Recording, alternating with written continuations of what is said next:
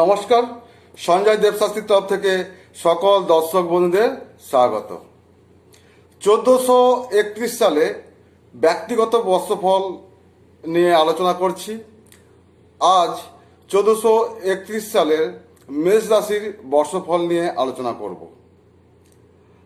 যাদের মেষ রাশি তারা নিশ্চয়ই উপকার হবে তাদের।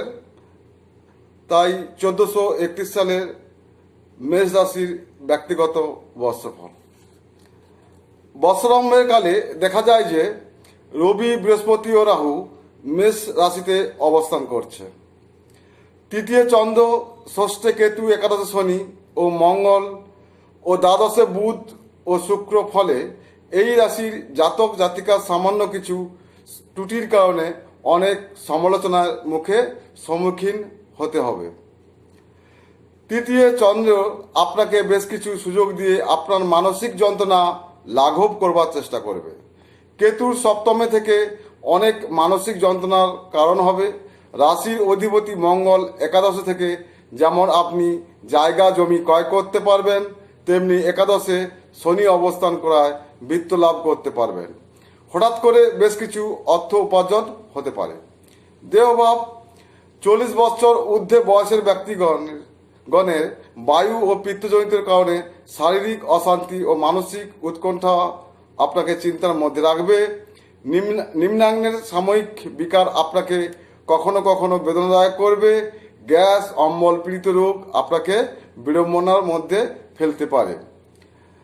রাহুর প্রতিকারের বেশ কিছুটা লাঘব হবে।